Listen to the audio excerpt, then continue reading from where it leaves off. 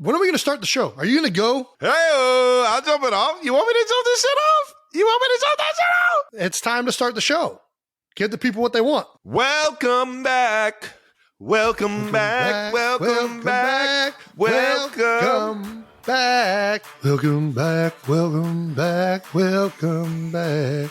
Man, I'm way off. Can we cut all these welcome backs? Yeah. Welcome back to New Heights, ladies and gentlemen, presented by Wave Sports and Entertainment. We are your hosts. I'm Travis Kelsey. This is my big brother, Jason Kelsey. He really doesn't even like the Flyers. He just lives in Philly. And, new episodes come to you every Wednesday, but nice. Are coming to you on a Thursday this week because, we came out with the New Heights Live episode on Monday. So, subscribe on YouTube and wherever you get your podcasts, and follow the show on all social media platforms at New Heights Show with one S. And you'll find out when exactly every week or whenever we're coming out with new episodes. Jason, talk to the people. Let the 92%ers know what's coming up this episode. First of all, I would like to push back. I do like the Flyers. I was very good friends with Claude Giroux, Scott Hartnell, a lot of the guys. Giroux. Yeah, Claude Giroux. I thought Claude Giroux was going to punch me in the face the one time I met him. What happened? Does he always have that look on his face like, I'm going to punch you in the face? He's got some scrappiness to him. He beat Connor Barwin in an arm wrestling. He challenged me, and your elbow's already gone. Well, whenever a smaller guy challenges you to an arm wrestling competition, my first inclination is to say no, because it's kind of a lose-lose situation for the big guy. Either you're the big guy just beating a smaller guy, which is like, good for you. Way to go, big dude, picking on somebody smaller than you. Or you lose, and it's like, you just lost to the little guy. But he asked me enough times, and eventually I got drunk enough to say yes and got him. But then he beat Connor. He's scrappy. He's scrappy. You're stronger than Connor, huh? What, arm wrestling? Golly, that's crazy. I would have thought with your elbow history, you would have been gone. Well, this was years ago. Fair enough. Shout out to Claude Giroux. Why don't you tell everybody? Shout out to Claude Giroux. Why don't we tell everybody what we got coming up this episode, brother? Yeah, we got a huge show as always. We're going to discuss some of the league updates coming out of the spring meetings, and we're going to recap the live show. Yee-hee! And announce a huge contest we got coming up. Oh, we got down more at the shore. More surprises for down at the shore. Down at the shore. Which shore is that? The Jersey Shore, the one and only. The only shore we'll ever refer to as the shore. The shore, yeah. I mean, there's more shores. It's a lot of shores, but there's only one. There's nothing like that Cleveland shore. You know what I'm saying? I don't know if that's Lake a shore. Erie. Is a lake? Can you have a shore of a lake? There's a shore. That's a great when you're coming question. ashore. Is that specific to the sea? The sea, the ocean? I'm going to say You're going to say I'm going to say I don't know. No, you know what? I think it's a no because the Ozarks have more shoreline than the state of California. How crazy is that? The Lake of the Ozarks has more shoreline. Well, and I've heard that saying before, so it's got to be common knowledge for you there, folks. Go to the Ozarks. If there's a good way to gauge the English language, it's off of the Ozarks in Missouri. Okay, new news. Still top 5 sports podcast, depending on when you're looking at the charts. That's all we got in new news. So I guess we'll get straight to the fan mentions of the week. New news, not so new. Fan mentions of the week, ladies and gentlemen. The live show reactions. You gotta love it, man. I actually had a blast watching the live show over again. Didn't realize that I did a lot of the stuff that I was doing during the live show. I guess once the light turned red on that camera, I just turned into another person. Hey. Yeah, let's get to some of these fan mentions, man. Look at some of our favorites here. How about a little Tingle My Berries? All right. Very classy there. Tingle My Berries, 2133. It's amazing seeing this show turn into what it is. Yeah, no, honestly, that was far from a sports show that we had out there in Kansas City. I don't even know. Is that a compliment or that can be taken a couple of ways? I mean, it says amazing. Anytime anybody says we've done some amazing things, I think it's always going to be pretty positive. You think it's positive? I don't know. I mean, if it depends on the context. We went further than their imagination. So that's an amazing shit we just took. But compliment. Is that that is a compliment. I'd take that as a compliment. Yeah. Big shit's over here, boy. It's an amazing bald spot you have. Dude, at the same time, if somebody's amazed, I think it's a positive reaction. Yeah, I think I'm trying to think, what's the right context? It exceeds your expectations or imagination. Yeah, but if the expectation is gone in the opposite way, it's Like exceeding how? it in a negative way. Like what? That's an amazing ass whooping you just took. That's positive. Yeah, I could take an ass whooping. All right. I mean, you're bringing up fair points. I'll take it. All right, let's keep it moving, baby. Dirty Cow 35 at Dirty Cow 35. Such a great time. My buddy got hit in the face with a t-shirt cannon when Tony Gonzalez came out. Tony G, you hit somebody in the face with a t-shirt cannon? He was okay. He finished the tweet. He was okay and had a good laugh after. Nice. Well, thank God we didn't have to call the EMTs because those things were coming out hot. Yeah, we need to check the video on this. It doesn't say Tony was the one firing it. So I wonder who was firing it when Tony was coming out. Dirty Cow, if you could get us that, because Jason was a loose cannon. I would love to know if I hit somebody he with was a loose cannon there. Score! No first. That was my guy, Rob Regal. Let's keep it moving. Walmart owns. Pretty sure Stone Cold Chris Jones is going to fight Mahomes in practice after seeing him use that entrance music. Well, that entrance music was our idea, and there's nothing more electric than Stone Cold shatter, like the entrance shattering glass. So, and Pat being the Texas gunslinger he is, I felt like it made sense. But if anything, Stone Cold Jones would be honored and be happy for Pat with that kind of entrance. Yeah, that glass it'll get him pumped up. That glass breaking entrance is iconic. Is the iconic way to interrupt whatever's happening out on the stage. Like, you want to what? It's a Texas rattlesnake at Big Heavy 76. Honestly, that version of Jason, bald, half naked, and angry and armed with a t-shirt cannon is what we should send to represent Earth from the aliens. That's actually a pretty, I would love to see Jason against an alien. I'd pay to fucking see it. I think that would be, listen, especially dressed as a bearded baby in a diaper. I mean, chances are, aliens would be so advanced mentally that physically they probably are going to have de-evolved by that point. So we're probably dealing with a very weak physical opponent. Yeah. I think, does that make sense? It does. I think, so I think that I think I could take an alien. They got to fit in that spaceship. So they got to be pretty small, right? Doesn't make sense to have big old aliens. Who knows how big aliens get, man? I don't think they get that big. Dude, I think we'd have to ask Dad. We'd have to ask Dad. Have to ask Dad? Yeah, Dad. I think Dad's the foremost expert on alien size and stature. Big Ed and Bob Lazar. I'm going to ask Bob. I think Bob said they were. I'm not asking Bob. I'm not asking that quack. I'm not asking that quack. What? That quack? Yeah. Guy's full of shit. Until he's not. Dolores Pruce, 573. Next live show needs to be in Philly. And I'll tell you what. I'm down for that. I think it's only fair. We're gonna do if we're gonna do one in Kansas City, we should do one in Philly. I think that makes sense. As a matter of fact, when we were at the Wells Fargo for the Sixers game, one of the attendants or people working for Wells Fargo came up to us and floated us doing a live show at Wells Fargo. Which, if we could do that. Is that a bit ambitious? That's very ambitious. Are you fucking kidding me? I'm just saying. I don't know. What is that? 25,000, I would assume. That sounds That's a lot of people in there. Yeah. They're all showing up for a live show. 21,000. Okay. Yeah. I mean, if we can get Jalen to come. I think we got a chance. We might make it happen. Ooh, who would the guest be? What did we? So we had a couple teammates. We also had Roger Goodell. That was a pretty big sign. That was a pretty big grab. Who else did we have? We had a few teammates. Ex Philly legend. You would need.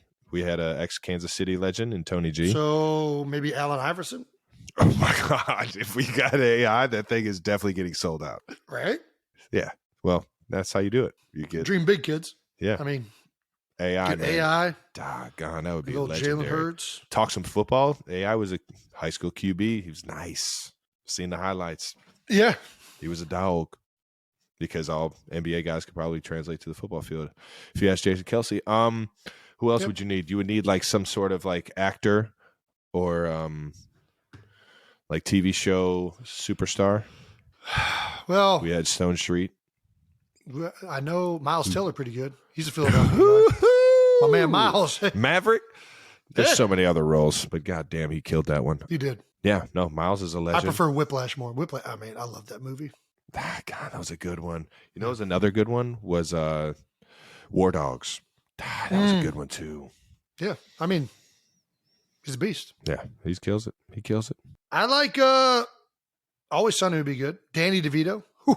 He has no connection to Philadelphia, but he's a You're ridiculous. Charles Barkley. Charles, dude. Ooh, that's a good How one. can we forget about dude? Yeah. Talk about gift of gab. Not many people better than Sir Charles. No, there's not. There's not. I don't know if you could tell me there's one person better than Chuck. You better start calling some people because No, I brought the damn house down to Kansas City. All right. I mean, I had Tony Gonzalez, the greatest tight end ever to play the game. Who are you going to get in Philly? if you want legends, you go for Nick Foles.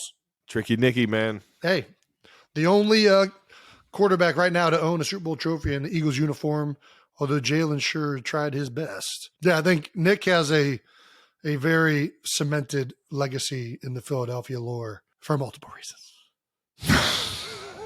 Yeah, if you guys might be interested in a Wells Fargo stadium show with the likes of any of those people, give this video a thumbs up. Yeah, double click it. Beep, Double beep. click.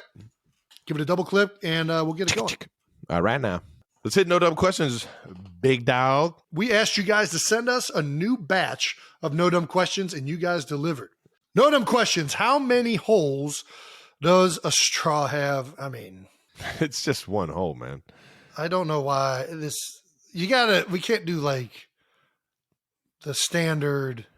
There's a hot dog, a sandwich. There's a straw. How many holes does a straw have? We're looking for a little bit more innovation than this. I mean, clearly straws have two holes that are connected in the middle. I think everybody knows.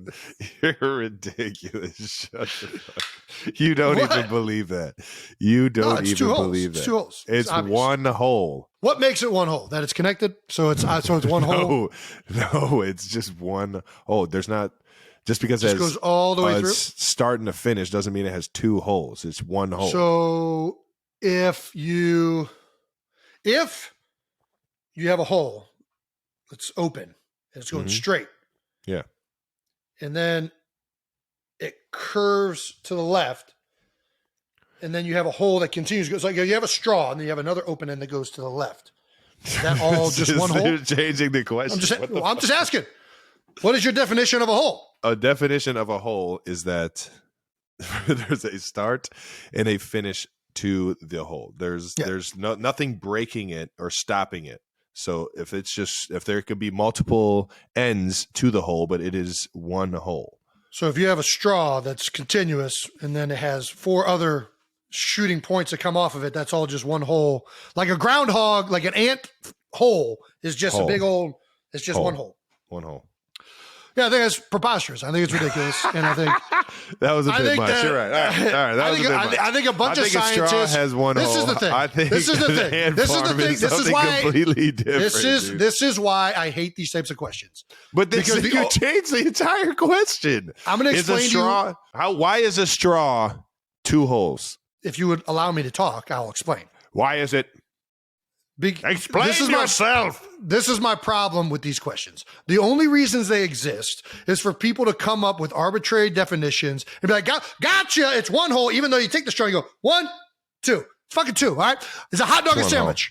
Would you ever call a fucking hot dog a sandwich? No. I don't give a fuck whether Oh, it's in between two slices of bread. Okay, if you told me, hey, I'm bringing you a sandwich, and you came to me, argument. If this is my whole point, it's semantics. It's stupid semantics, but everybody knows if you talk about a sandwich, you're not talking about a fucking hot dog. And if you're talking about a straw, it has this end and this end. It has this one end hole. and this end. You look at it, there's a hole right there at that end. You look at the bottom, there's a hole at that end. It doesn't matter that there's a connector in between. If there's a door, you fucking walk through the door. Like if I open that door and then I open this door, now I'm just living in a fucking hole?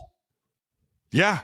No, I'm living in a fucking house. And that's an entrance and an exit, and that's an entrance and an exit. That's two fucking holes.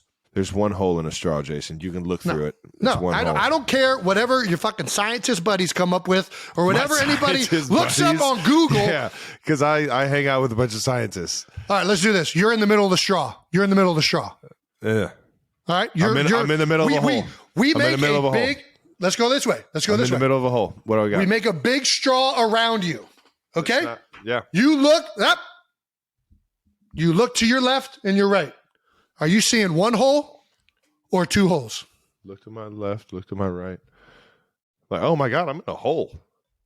No. How did I get in the hole?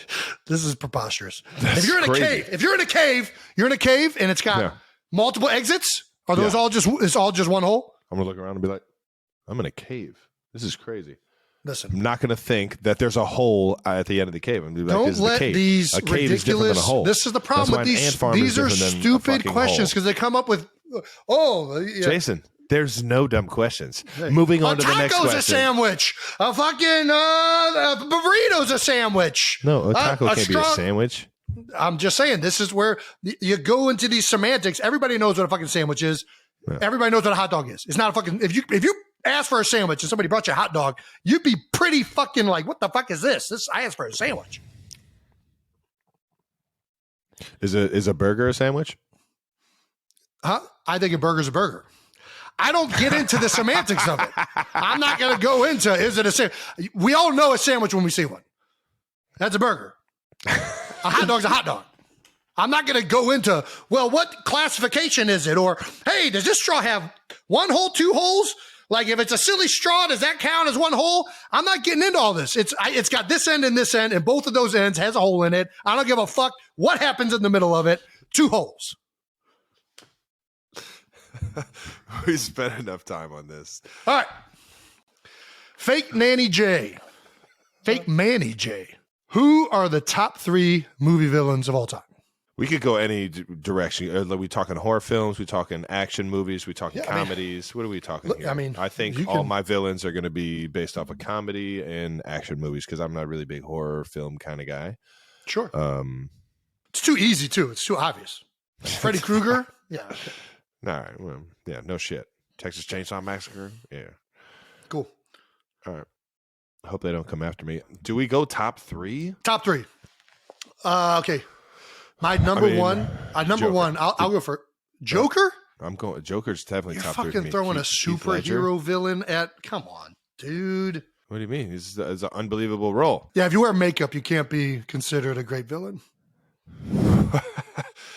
I can't wait to hear your villain. Go ahead. Who are you going with? We'll go back. Ernie McCracken. Ernie McCracken. That's a good villain. Yeah, it's a good villain. I think he's got some of the best liners you could ever think of. He's cleverness. He's got deception, mischief, talent. He's got it all. And he's got the look. He's got the look. Especially when that hair gets going frizzy and like kind of at the end of a bowling match, like he really looks like he's the villain. Who am I going with next? Since you're going comedy, I'll go comedy. I'm going White Goodman, Global Gym, Ben Stiller. Ben Stiller, nice. I actually think that's not Ben Stiller's best villain. Damn, that's a good one. I know his best villain is in Heavyweights. As he was the same character. It's just with kids. It's better though. The lines are better. It is not. How you doing, little Tony? The plot, the whole movie is iconic. There's only one of those movies out here. All right. I love Dodgeball. I think maybe it's just the nostalgia of heavyweights. I think that's a better Ben Stiller villain. Either way, Ben Stiller's a villain. I will agree. I think we should just you should just take Ben Stiller as a villain. I'll just take Ben Stiller. You take him in both of those. You can take him in Happy Gilmore as the evil nanny sitter. You can take him my gosh. This dude is one of the most iconic villains of all time. I'm trying to think of what else he's been a villain in. I don't know, whatever. Yeah. Ben Stiller is a villain. Good take. I'll go Willy Wonka. I must be missing something. What are you missing? He killed a bunch of kids in his chocolate factory, Travis. Jason, he did not kill a single Not only that, but he kidnapped a bunch of Oompa Loompas and has them working in his fucking chocolate factory. I'm out on the Willy Wonka is one of the he's one of the most notorious. You see the way those Oompa Loompas dance and have fun in that place? They fucking love that place. Now. They definitely signed up. They don't have a choice. They don't have a choice. They don't have a choice. Yeah, because the kids need candy. No, because nobody's allowed to leave the chocolate factory. So Santa's holding a whole bunch of elves hostage up in There's no rule that if the elves leave, you're calling Santa a villain. No, there's a clear rule in the Willy Wonka the Chocolate movie that you can't leave the factory. It's explicit. Yeah, that's not an explicit rule of Santa. Santa's employing a bunch of elves that wouldn't have jobs otherwise. He's just providing labor and paying for it with sugar. Who was my last villain? Who did I have as my last villain? Oh, one of my favorites of all time. Dr. Evil. Oh, dude, that's a good one. Dr. Evil is a legendary villain. He's even got a miniature version of himself. God damn, I love those Austin Powers movies. Those are electric. Growing up, I love those. Dude, they were so much fun. I think I watched one the other day. The one with Beyonce. Damn, which one was that? Was that one? I don't even know. Beyonce was 2, I think. Yeah, Pretty sure. Gold member, baby. Yep, that's it. Number 3. That was number 3. Wow. Damn, there were some good ones before. This is the best trilogy of all time. Gold member was with Fat Bastard. I do remember that. Yeah. Damn, that was a good one too. So I still have one more left? Yeah, you got one more. I got to go Ivan Drago. If he dies, he dies. That's lame. Why is that lame? It's not a good villain. He killed Apollo Creed. Do you have no fucking heart?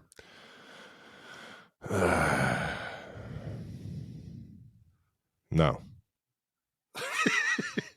Well, I'll tell you what. Not for Drago. Well, you would have heart for Apollo. He's the one who died. I think we need another Rocky movie because shut the fuck up. It united everyone. Out of here. It united everybody and ended the Cold War. And I think we need more movies like that. If you can change, we can change. All of us can change. Was it? If I can change, you can change. We all can change. Whatever. You need to change your villain is what you need to do because that last one was pretty buns. Hey, you're over here naming the Joker, real original. Yeah, the big guy in Rocky movie. Heath Ledger won awards for that. Heath Ledger. He did. No, Heath did a great job. Heath made a terrible superhero movie somehow spectacular. It's the legendary villain. See? Moving on. What's our last no dumb questions here? What is a piece of your uniform you are required to wear that you feel has no purpose and you would rather pay? Top heads and knee pads. Didn't even fit. I couldn't even finish the sentence there. I love wearing thigh pads and knee pads because that's typically where I'm getting tackled. So I'm definitely wearing those. And I'm not fucking wearing the little tiny knee pads neither. I'm wearing them big old things because I got big knees. Hey. Make sure I stay protected out there. Always protect yourselves. You know what I'm saying? Mama always taught me that. What else? Oh, the mushroom tops. Get the fuck out of here with the mushroom tops. The preseason. No, the preseason. The freaking helmet tops pads. Yeah, get the what are we fucking doing? What are we doing? It feels so fucking stupid. It looks completely fucking stupid. Like why are we putting more pads on? Why are we putting more pads on? The helmet isn't safe enough? Is that what you're telling me? Helmet isn't safe enough. Yeah, that is what they're saying, actually. It's safe enough in NASCAR. I think it's blasphemy. Blasphemy if you think that shit is making the game safer for some training camp. I think we need to fucking get gone with them things. And I'm going to really push it to the limit on not wearing those. I hope you get by it. I just hope I don't get fined for not wearing it. I think somebody is doing this with the idea that it's making it safer. So I understand. I just can only speak from personal anecdotes. I think your head bounces more when you hit with it on. Like when you hit with that on, my head feels like it ricochets more. That's what I'm saying. Let's get to some bold topics that wrap up this week in the NFL offseason. Not really a lot going on in the offseason at this point in time. We did get some updates on some of these NFL spring meetings and maybe some of the rules that have been changed or enforced coming up this 2023 season. The NFL has approved and flexed scheduling for Thursday night football games from teams getting 28 days notice. So as long as there's 28-day notice that you're going to play on a Thursday, you can get flexed. And that's effective on from weeks 13 to week 17. This is pretty crazy, which is, I guess you only get 2 Thursday night games. We get one max. Thursday night game. But you get 2 max. Now you can have 2. Yeah. Now you can have 2, and you can't play 2 road games on Thursday night. So that's kind of the deal there. Yeah. If you get flexed. Yeah. A lot of intricacies of this new rule change and how you get flexed. As we've talked about before, I'm a huge fan of the Thursday night games. I'm a huge fan of them even later in the season too. Yeah, I am all for games being played on Thursdays because that means we have walkthroughs during the middle of the week and we don't practice. And then we get 3 days off after the game. You're so lazy. You're players so that lazy, are, dude. well, it's not about laziness. It's about helping my legs recover and getting fresh. But players that are anti-Thursday night games are just looking to make headlines. There's no fucking chance anybody with half a brain cell is against Thursday night games. I heard some quarterbacks say that they don't like them because of the game prep and they have to stay up later and they have to work harder mentally. Yeah, but the other team's doing the same thing. But yeah, I get that. I mean, quarterbacks do have to put in more work. I can see that, I guess. But I like it. I like having less mental reps because I feel like I'm kind of old and have seen more, so I'm good on that. You old dog, you. Hey, that dog gonna hunt though. That dog is gonna hunt. Yeah, we'll see. It's good. Right. And the other reason I'm a fan of the Thursday night games getting flexed is I just like good football being on primetime TV. I don't want to turn my Thursday night television on and have to watch. Those are some of those games last year were buns. It was bad. It was bad. Oh man, they were. I like watching good football, and Thursday night is one of the few nights that I get to watch football and just enjoy it as a fan. Let's get some good freaking matchups. That's what I'm about. All right now. What else happened in the spring meetings? They passed a bylaw originally proposed by the Detroit Lions, allowing teams to dress a third quarterback. The Detroit Lions proposed this? This is bullshit. You don't like this? Dude, this is such bullshit. So just because of what happened in San Fran, all right. Well, that's why this is interesting that the Lions proposed it because they're basically saying if San Fran would have had a third quarterback, they would have went to the Super Bowl.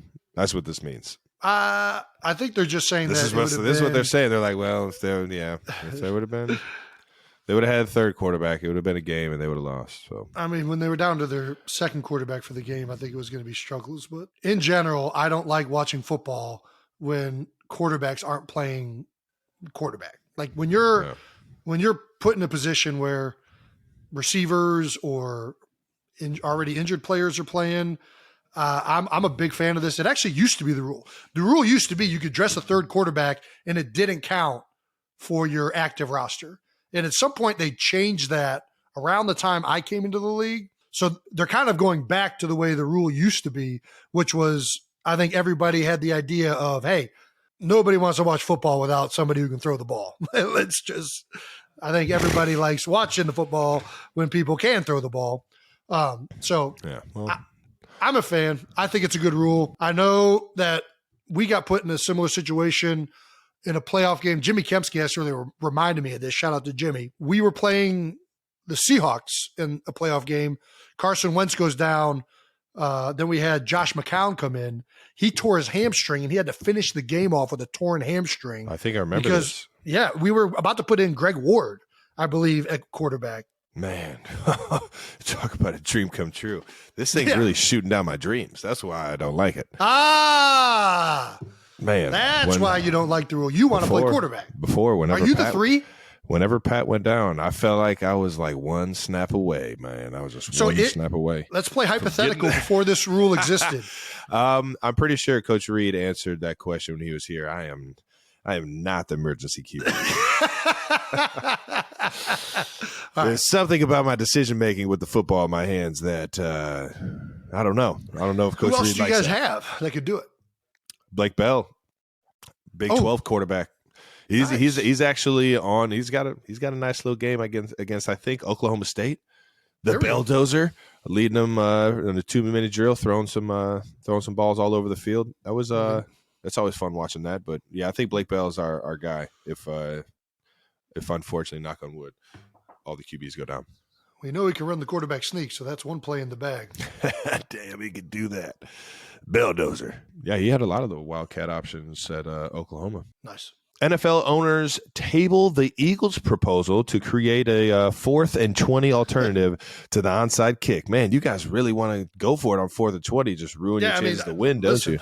Yeah, we really want this rule to be in effect because they've been pushing for this one for a number of years. It didn't get voted down. It didn't just get dismissed, but it's going to be further discussion is going to be needed for that one. I think I like it. Okay. I like it if it's like desperation. I don't like it in the middle of the game. I like it under 2 minutes. If you need it and it's there, get out of jail free card, make this thing interesting. I'm for it. I don't think during the game I don't think we need that. I'm not a fan of it because it's so out of left field. I don't think it's the worst idea in the world. I could see it being cool. I think that they should, the reason this exists is because it's so hard to get an onside kick because of how they've changed the kickoff rules. Yeah, can't get a running start.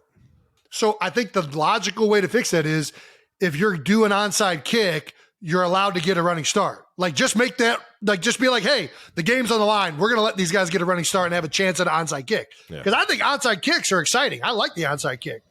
Let's put it back into. Dude, you want to talk? I mean, it's the most concussed play in all of football. Hey, listen, game's on the line. If there's a time to get a concussion, it's that time. Hey, you want that ball back? Don't say it. I'm just saying. Do what you got to do. We got a guy who wants it more. We got about 5 or 6 guys that are willing to do it, man. So who wants it more? No, I think that's the easier fix. Just let there be one time where you're allowed to have an onside kick is you're trailing beneath like a certain time in like the fourth quarter, right? Like there should be some like benchmark, and then it's like, all right, you want to do an onside kick? Go for it. You can do it, and the guys can get a 15-yard start, however far they want to run. Can you imagine a 40-yard start? Hey, man, I think we need to bring back the onside kick instead of bringing up these other rules. Get our guy McCaffrey back in pads. Oh, Kylan!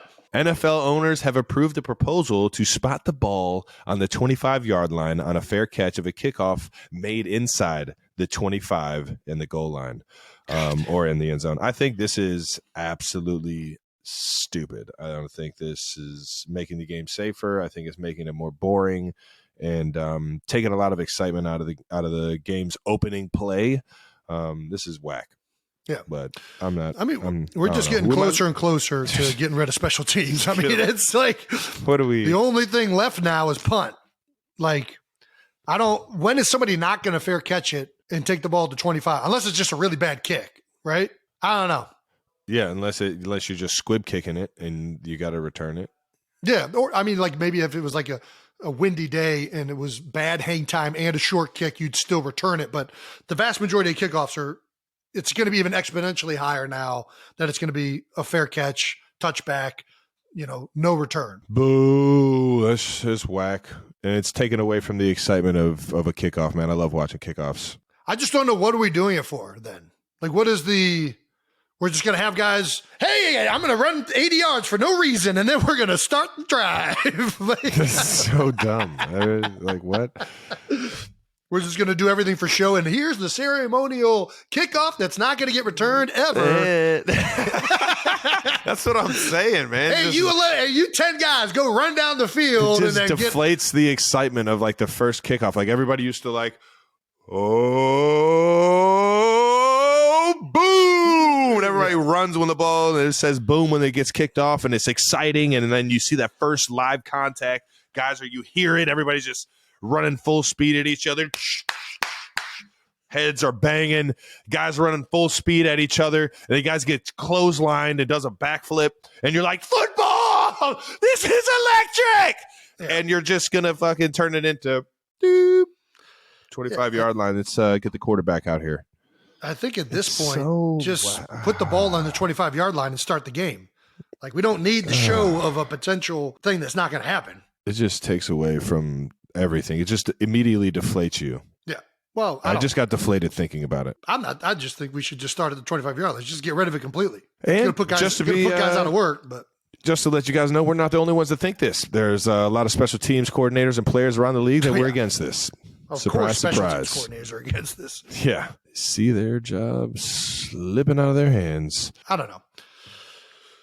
What can you do? I guess we can just bitch. Guess we could just tell the world how we really feel on our podcast, New Heights. Don't forget to subscribe wherever you get your podcasts and follow us on social media platforms at New Heights Show with one S. Tom Brady has finalized a deal to buy a minority stake in the Las Vegas Raiders from owner Mark Davis. Why didn't he do this with Kraft and the team he won 6 Super Bowls with? Maybe Kraft didn't offer him an opportunity to buy it. That's crazy. You don't let the most, decorated NFL football player of all time get an opportunity to get minority stake in the team that he pretty much did it with. Yeah, I mean, that's I don't understand why. Like maybe maybe that guy just loves Vegas. You know? No, I mean, listen, these owners don't get to be owners and billionaires by giving up ownership in their team to players that do a really good job. Like I think it is weird. It's definitely weird that he's now he's an owner of the Las Vegas Raiders. It's still subject to NFL approval, I guess. Oh, that's fine. I thought the deal is just finalized with the NFL. They're not going to approve Tom Brady. Well, and we can't let players start having ownership here. We gotta well, nip this in the bud right now. He's surprisingly the third player that's got ownership in the NFL. Who else? Do we know the other? No, I looked them up. Never heard of them. I would also assume that they're like played in like the 60s, 70s, or like the 80s. Like I don't remember. I didn't recognize these dudes at all. Shout out to those guys, though. I mean, shit, they're owning an NFL team. You guys are doing pretty damn good. Are you guys going to do this when you retire? Are we going to do this when I retire? I think it's laughable to think that we would have that opportunity. You got a better chance than me. Yeah. I have a better chance? Yeah, I think you got a better chance for sure. You're the mayor of Philadelphia, dude. Listen, they don't, there's no chance they're offering a percentage of the team. Yeah, no, there's no chance at all. But there's a better chance. Or a chance that I can even afford it. Like, what do you mean? Talk about like a $4-6 billion organization. It's minority ownership. I mean, what? How much do you think Tom is putting up? How much do you think Tom's putting up? You think he's putting up like $100 million? How much do you think he's putting up? I mean, you think it's just for like 6 figures? He's just throwing a little fucking 100,000 in there, a couple mil. You think it's got to be mils, huh? You don't. Gotta be mils. It's in the sevens. It's in the it's probably 8. 7 but digits. it might be 9. It might be 9. You think it's 9s? You think it's 9? You think it's 100? There's no fucking finance way. It. It's at least no fucking way it's 100 mil. If he goes 100 mil, I mean, he's getting a legit stake in this. That's what I'm saying. It's minority stake, which is 100 million is just not minority. Be that's still minority. Got it, dude. 100 million of like a $5 billion organization. I'm processing it in my head as I said it, and I just sounded dumb. Like 1% of $5 billion. Do it. Carry the decimal. God. Carry the decimal. 1% of $5 billion is 50 million. 1% of $5 billion is 50 million, right? I think that's right. Way to carry the decimal. All right. So I guess, I mean, he could be still minority stake probably for 7 figures. Yeah. Because 50 million is 1% of $5 billion. Damn, man. It's crazy. Yeah. And who knows? Maybe the Raiders organization is more than $5 billion. That's crazy. I bet they are. I mean, over in Vegas, I mean, who knows? But dude, that new stadium they built out there in Vegas, that's gonna. So do you think that since he's the owner and he just retired last year, you know what I mean? Like he still played last year. Does he, and the new rule change, and now you can keep 3 quarterbacks, is he the third quarterback? Because the roster spot it doesn't count against you. So he just dresses every game as an owner. That'd be pretty good. He'd Mario Lemieux that thing. I'd be interested to Michael see Jordan, that thing. What the actual stipulations of this are. But this could actually mean that Tom Brady is definitely retired and not coming back, because I don't think you're allowed to be an owner and player. An owner and an active player. Unless you're I don't an think active player on that team, I think you're golden. I don't even think then you'd be allowed to, because that'd be why wouldn't, to get away with like salary cap like things, why wouldn't you just give up a very minority stake in the team? That's a good point. I'm going to bring that up next time I get a contract in Kansas City. I think that the NFL's already thought this out, and I think that's why you can't do it. Better way to do this? You just give me ownership. Yeah, you can pay me like just $1 a game if you would give me ownership of this shit. Pretty positive Tom is not allowed to come back if he is an owner, which is big news. I guess it's big news. Yeah. Well, let's keep this show on the road. Jimmy Garoppolo just can't get away from Tom Brady. God, this guy's. How about that? All right, Broback, rookie signings. All right, as we have seen this past week, and I guess the week before, a lot of these rookies have been signing contracts, officially a lot of money getting tossed around as an NFL player. Money. Rookie mini camps have wrapped up, and now we're waiting for training camp to officially open. So I guess we thought we'd share, our rookie signing stories, contracts. I mean, all right. I don't got much to show. Officially announced. I got a little bit. I guess it's public knowledge, anyways. It's 1,000% public knowledge. So yeah, I was a 6th-round pick, and at that time, the rookie minimum was $365,000. Damn, that's crazy how much it changed in 2 years. Well, not just that, but dude, it's more than I'm saying double because that now. I'm saying that's it's gone up almost. It went up to $75,000. So it was 360. Yeah, I was about to say it was 360. It was 405 my year, so it went up just about 420 or something. 20 something every year. 20, 25. Well, it was 405 and it was 365. It went up 40,000 in 2 years. All right, cool. But I think now it's like almost. I think it's officially double that. Yeah, it's up in the 600s now. Yeah, $365,000 is my rookie contract. I got a $90,000 or a $60,000 signing bonus. I guess I should know that. 60 grand, baby. Maybe it was 90,000. I got 60 after taxes. Nice. Maybe that's what I remember. I forget. Nice. Either way, you had 60 bones in your bank account. I did. And the first thing I bought felt good. What'd you do? Where'd you go? A pickup truck. Ooh, what kind? In particular, the first one I bought was a Ford F-150. Now I'm partial to Ram trucks, as I have a dealership, Steve Vidian Chrysler Dodge Jeep and Ram. That's pretty good. So I've been driving the Ram 2500 Cummins diesel engine since then. But yeah, my first truck. There's 2 vehicles I always wanted. The 2 vehicles I always wanted to own in life was 1, a pickup truck, and 2, a Jeep Wrangler. I don't know why, but those are like the 2, like some people wanted, sports cars or high end, I don't know, whatever. Those are the 2 that I always wanted. I remember you had them both. Ooh, who's the third? What's the third?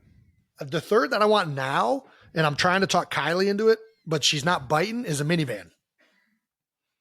Or a conversion. Why would van. she not bite on a minivan? They're the best. I think she thinks she's too cool, and I'm trying to bring her. You talking about you tell her like a Sprinter van? The Sprinter van's too much. That's not necessarily cool. It's too much. I would do a Sprinter van too. Those things are badass. But I think you can customize those things. Get pretty good bang for your buck there. No, I think good use out of it. I'm talking about just a Dodge minivan. Like, dude, car seats, getting them in and out with like a normal door.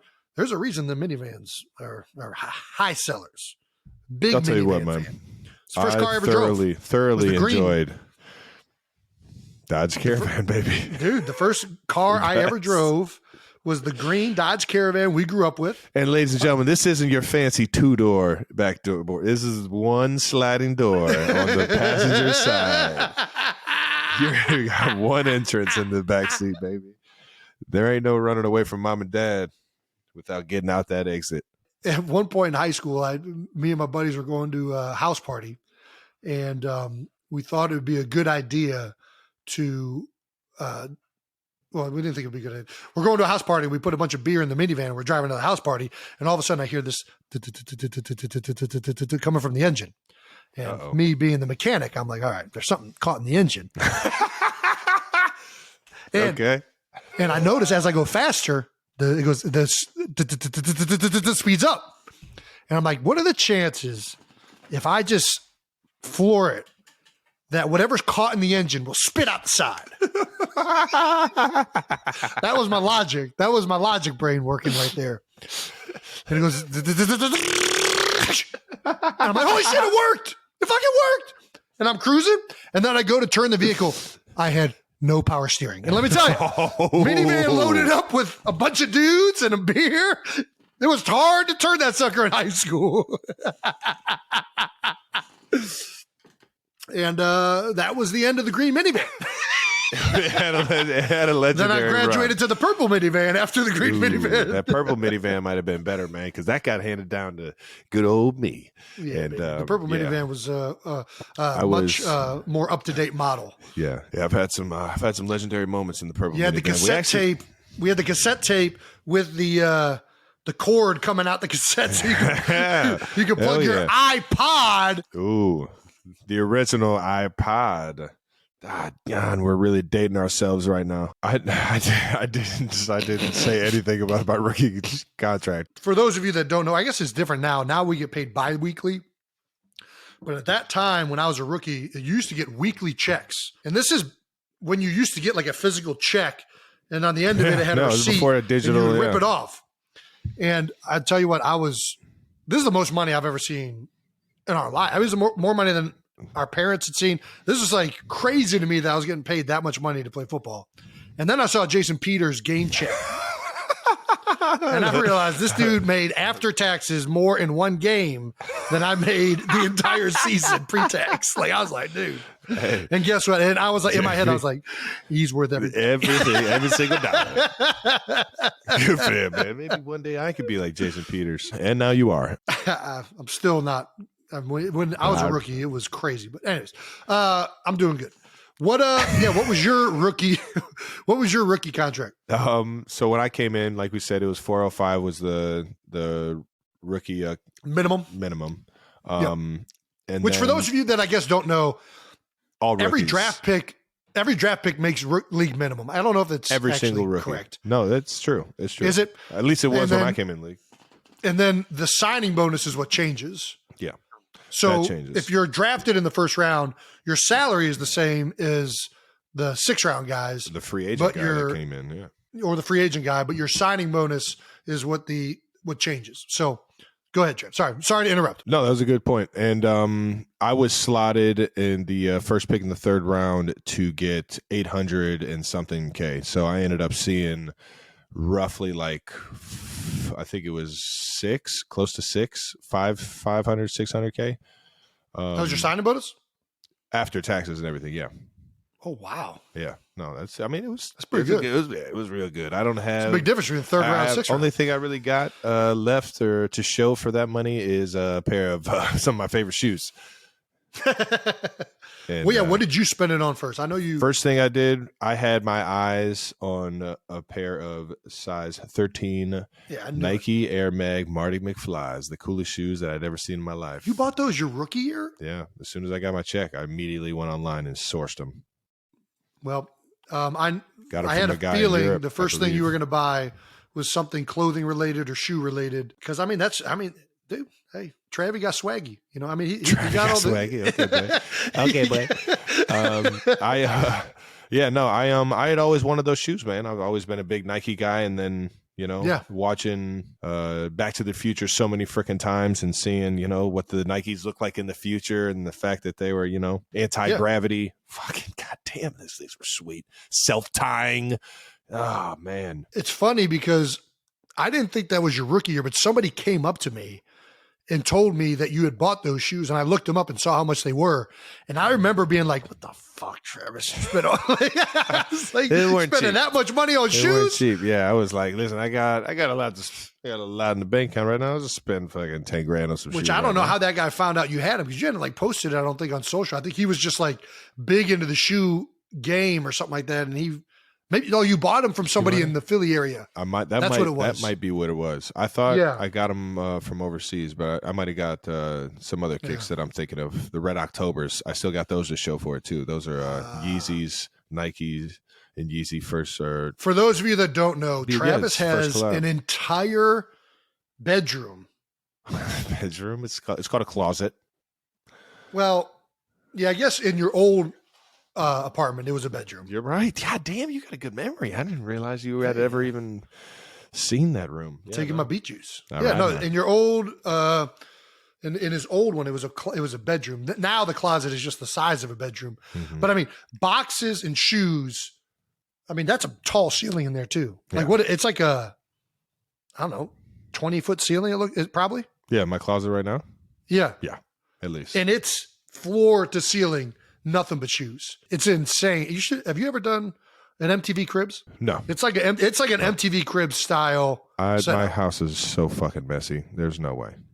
I would never be able to clean it up. You should just do the MTV Cribs closet edition and do your closet, because all right.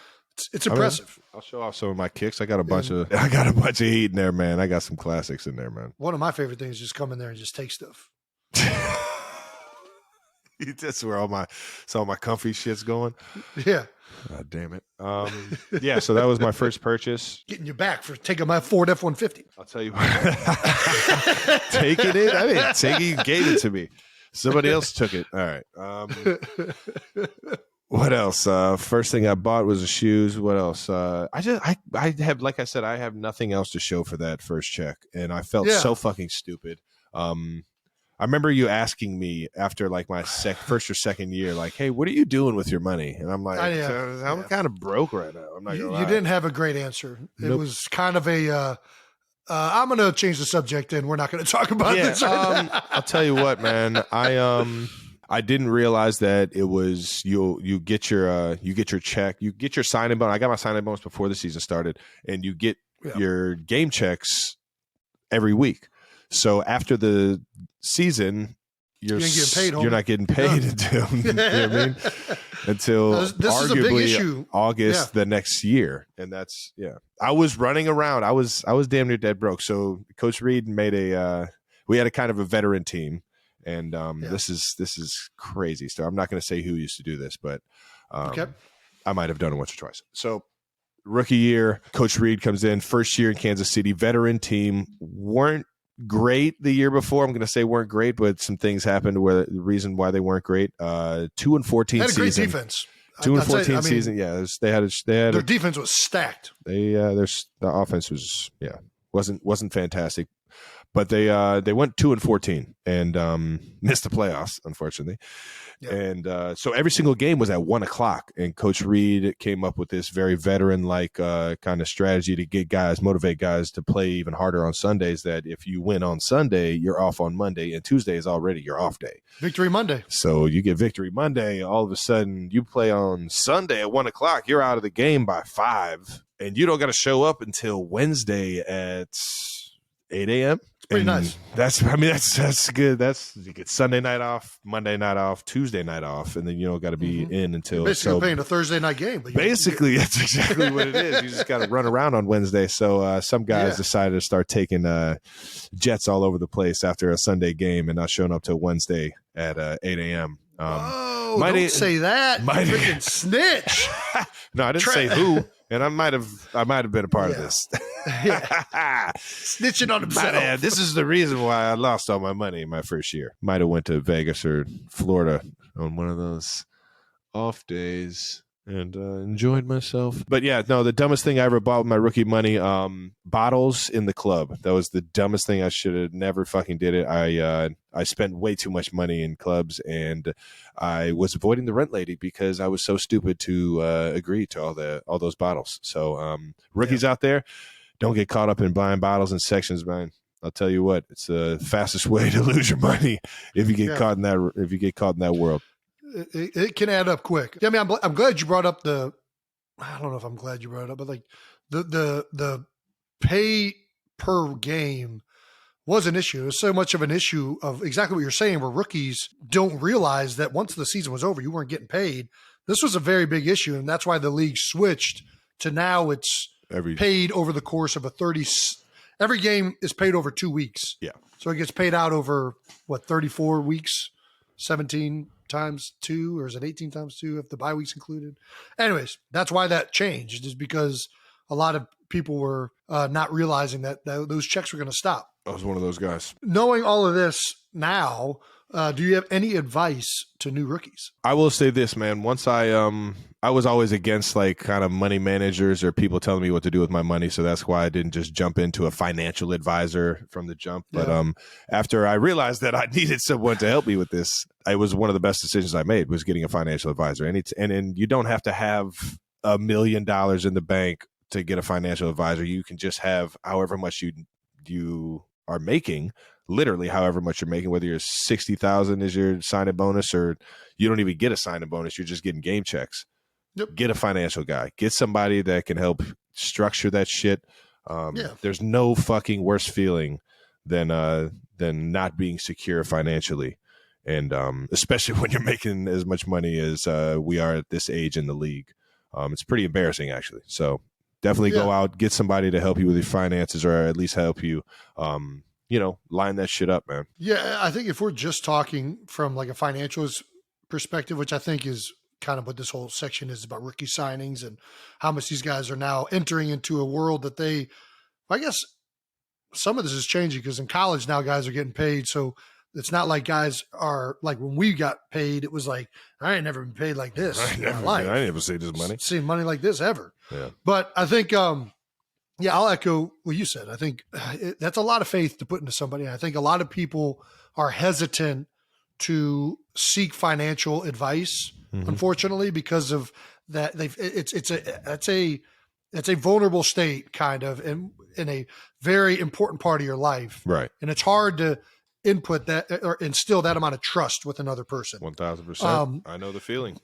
But I think that without question, whatever the percentage is that they're getting, especially early on, it's good to have somebody who is knowledgeable about budgeting, who's knowledgeable about investing, who's knowledgeable about the stock market, bonds, whatever it is. It's a great idea to get that person on your team. As a rookie, you'll find out you need people on your team.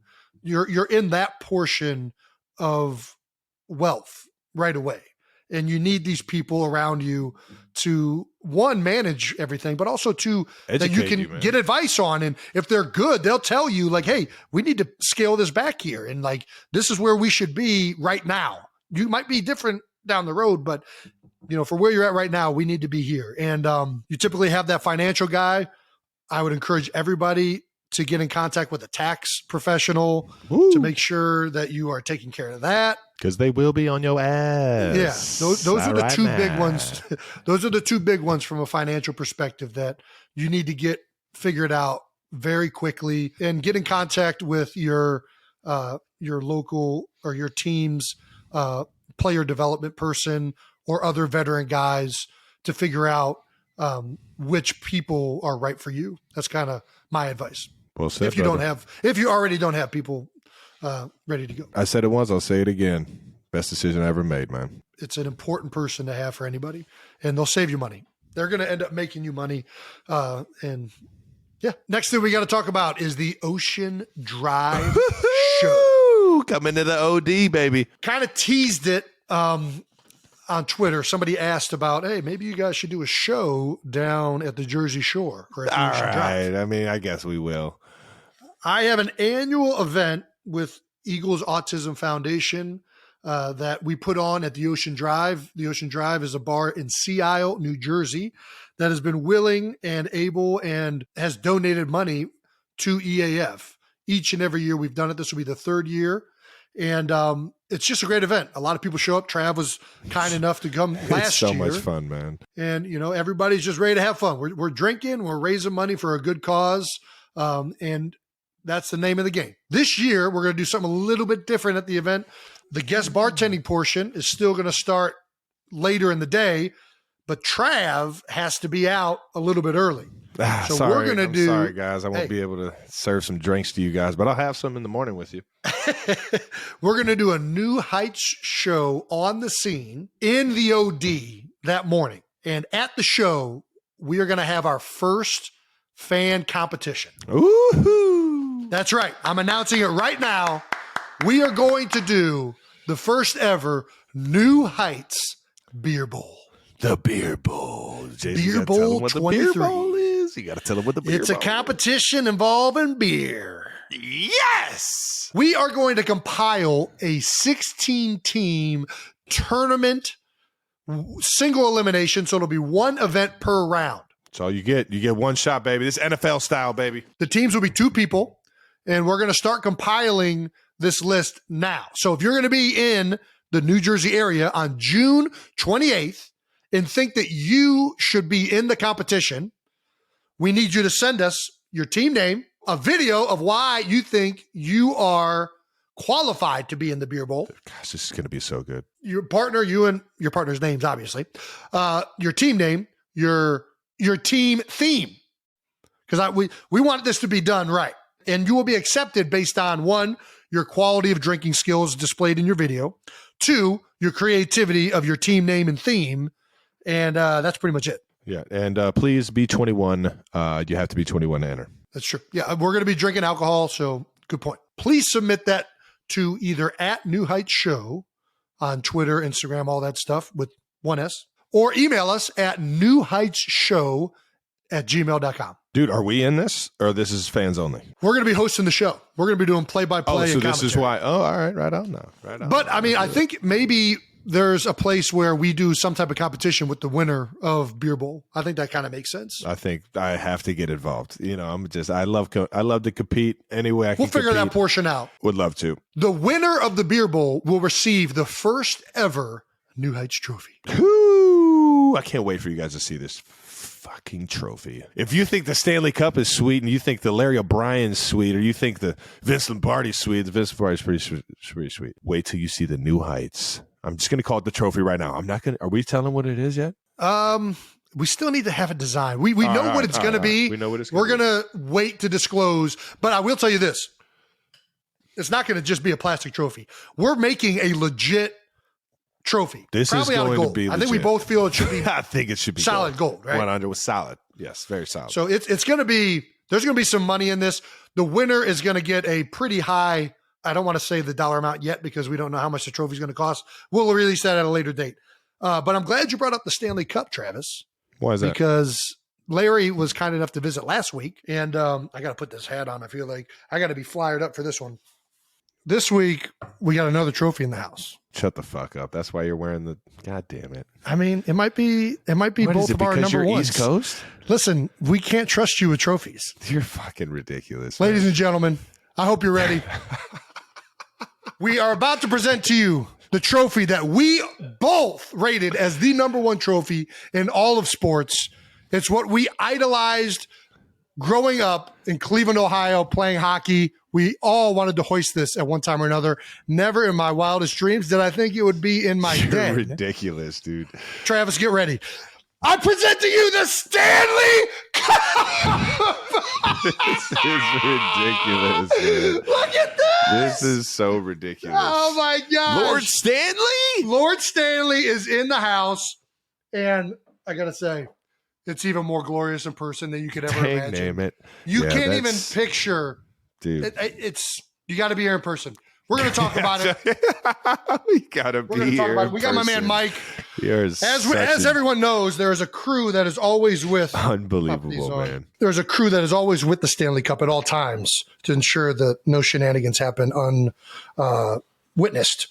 So we got my man Mike here with this is all because I slammed a replica? I don't get to experience any of this. This is ridiculous, man. You're in Kansas City, Travis. These trophies live on where the people live. That's a low blow, man. Yeah, you're officially with the National Hockey Hall of Fame? I work for the Hockey Hall of Fame in Toronto. Yes. And I've been the keeper of the cup for the last 24 years. Okay. Keeper of the cup. That's Let's a great go, title, baby. man. That is a Keeper great of the title. cup. Second best job. If you can't play in the NHL, you might as well look after the championship trophies. There we go. So can you tell me, what are the rules right now that we are embarking on? Yeah. What can I and can't I do? So the rule is, Jason, you can put your arms around it, you can hug it, you can kiss it. If you feel the need to lift it, you have to go win it. I can Ooh, hug like this? You can hug it. I can You can kiss hug it it. right now. Give it a hug. Yeah. Oh my gosh. Give it a big hug with your Flyers jersey on. This is fun. Is it lucky to wear a Flyers jersey? Keep your dirty fingerprints. That's why I wear the white gloves.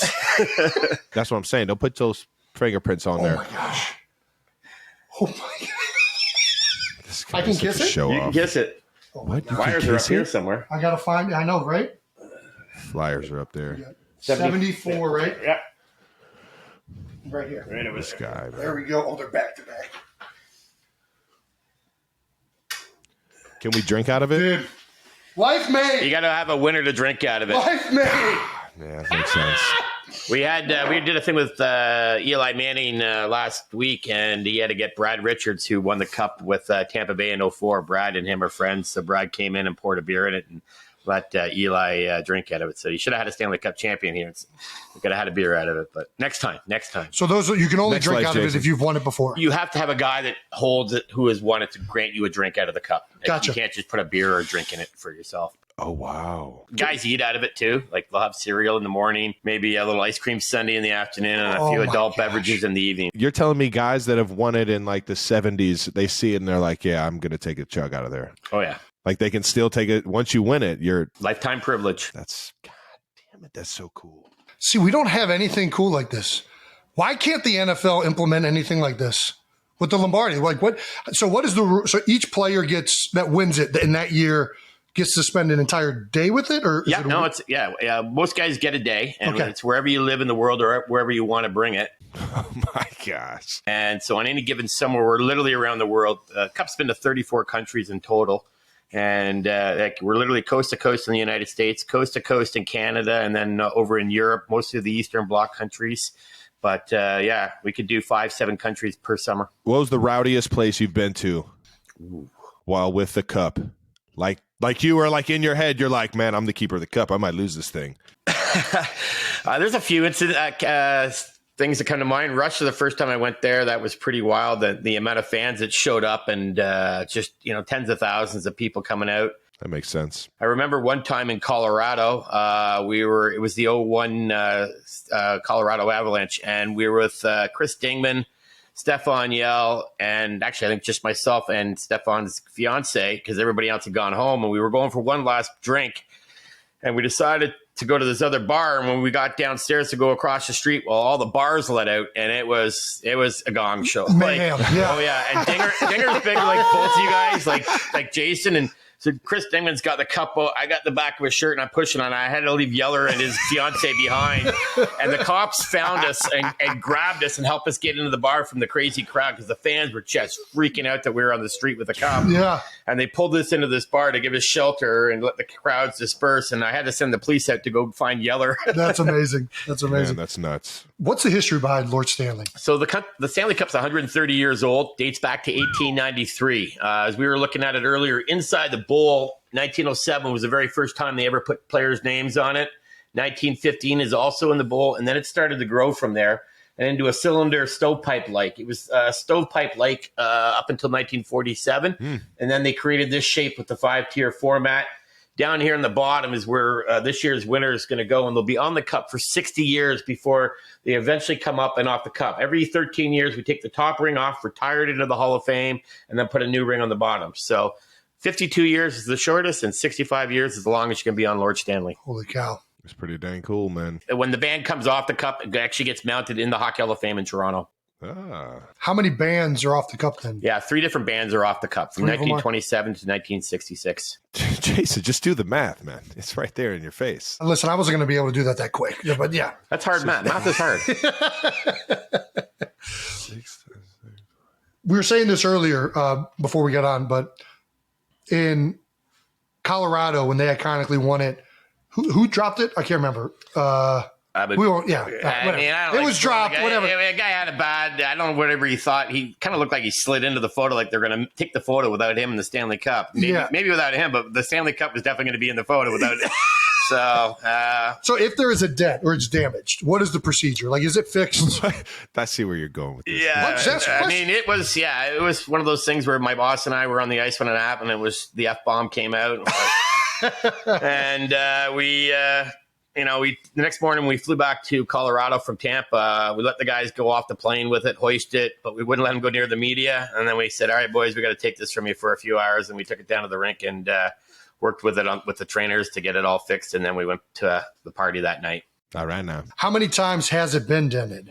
It's a trophy that doesn't hide behind glass, so accidents are going to happen. I like that. I like that mentality. Right? I mean, we try and prevent it as best we can. As I mentioned, it's 130 years old. I want to see it around for another 130. So we do our best. We're not duct taped to the thing, but we do our best to try and keep it safe. Fair game. What is the craziest thing that's ever gone in the cup that you're allowed to share?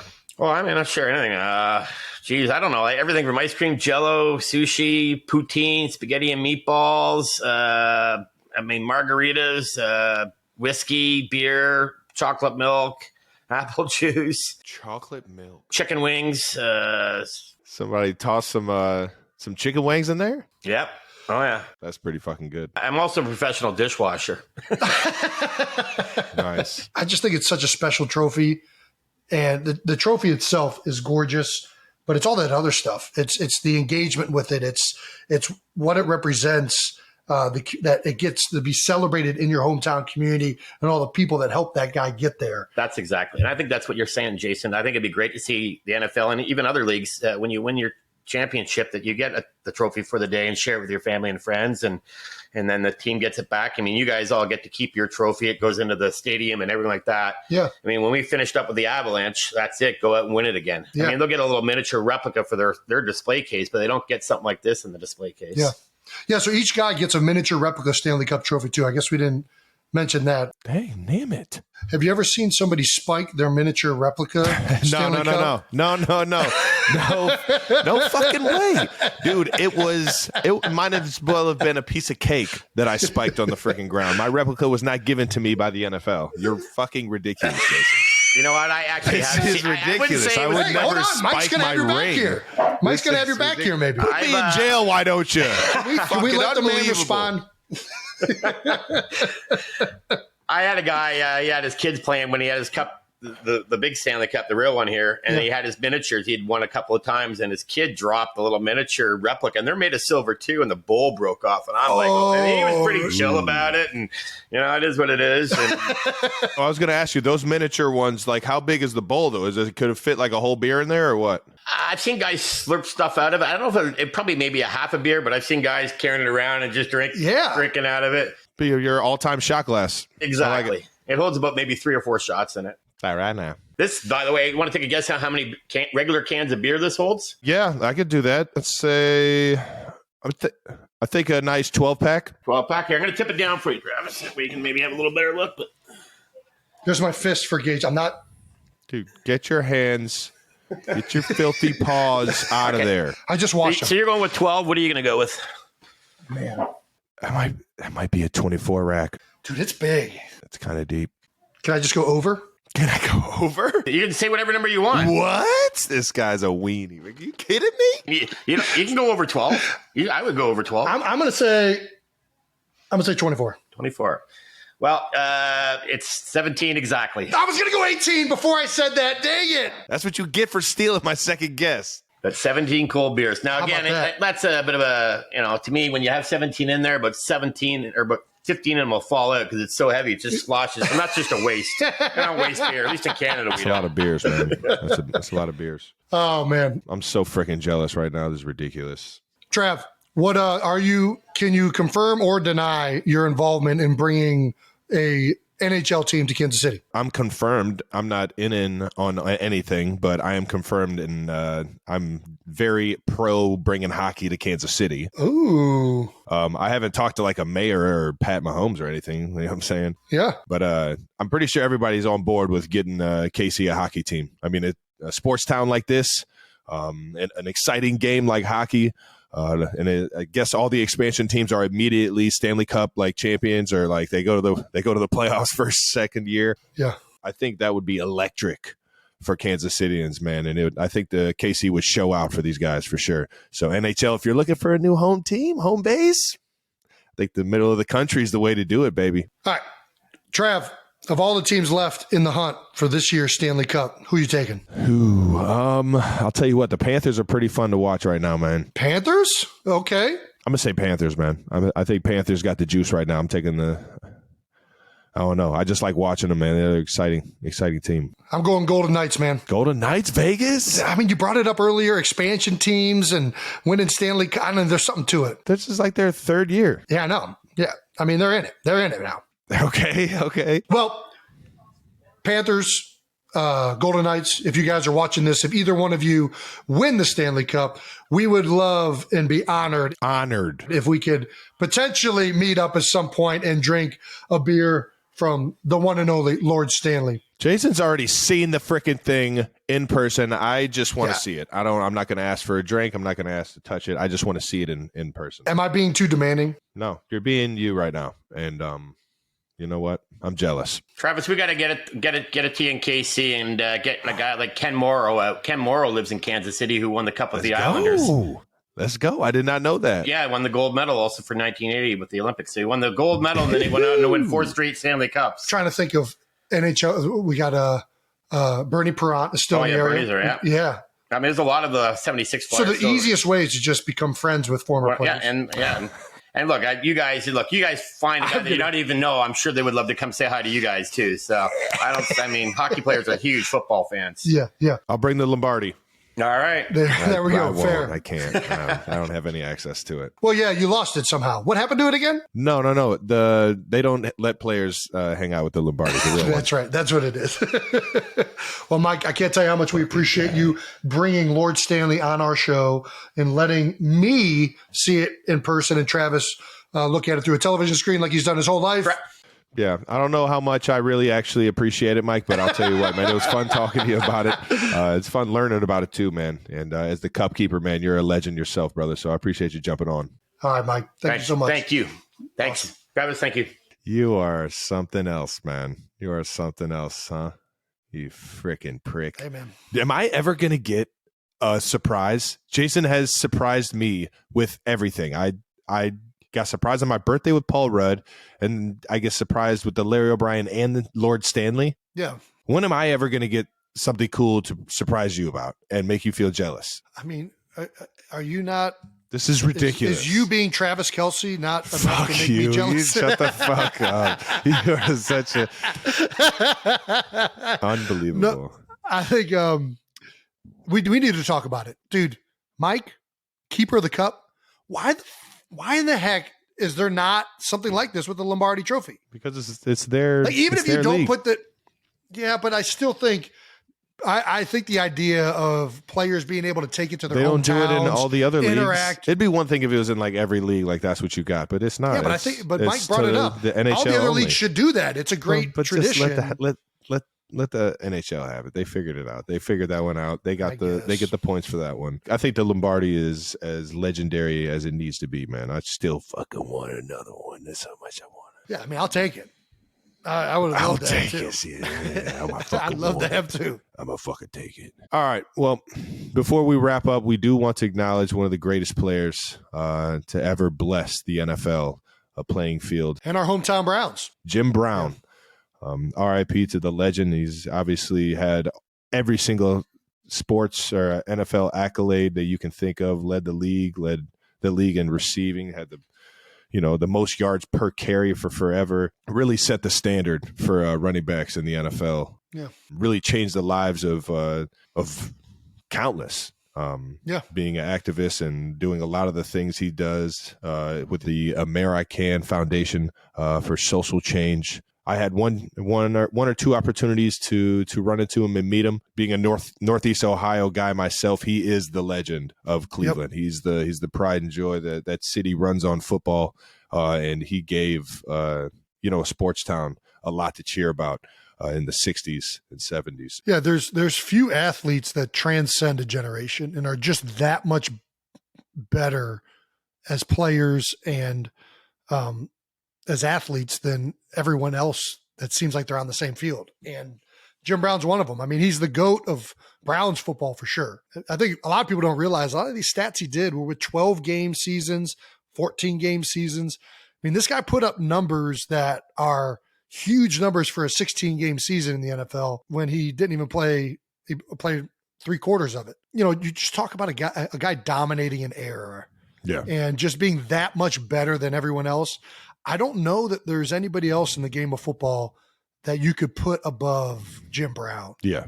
Yeah, people don't even know. I guess we both played lacrosse as well. There's an entire rule in the game of lacrosse that is made because he would take the ball and put it right here, and he wouldn't have to drip. Like, you now have to do this motion away from your chest Cradle, yeah, because Jim Brown would just run through everybody and score goal after goal at Syracuse. All-American. They literally changed the entire game because Syracuse he was so lacrosse dominant. All-American, yeah. Yeah, one of my favorite quotes from an iconic kids movie, probably everyone's favorite, at least from our I era. saw it not too long ago.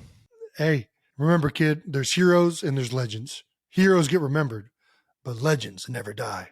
Jim Brown's a fucking legend. Follow your heart, kid. You'll never go wrong. Look at you. I live by it. Stand by it. The words of Babe Ruth. You know who reminded me of Bambino. that was Malcolm Jenkins wrote that. We exchanged jerseys after a game. Malcolm. Teammates. Okay. And he had that quote, heroes get remembered, but legends never die.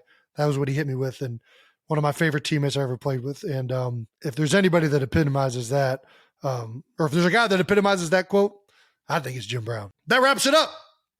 That does it, man. R.I.P. That's the Jim. close. This episode of New Heights is in the books. Make sure you're subscribed on YouTube to the New Heights channel so you can follow along and see when all the new episodes are released. And listen and subscribe wherever you get your podcasts. Once again, New Heights is presented by Wave Sports and Entertainment. And follow the show on all social media platforms at New Heights Show with one S for fun clips throughout the week. And as always, thank you to our production. And thank you to you, 92%ers. We love you guys. Appreciate you guys always tuning in. And until next time, enjoy it. See ya.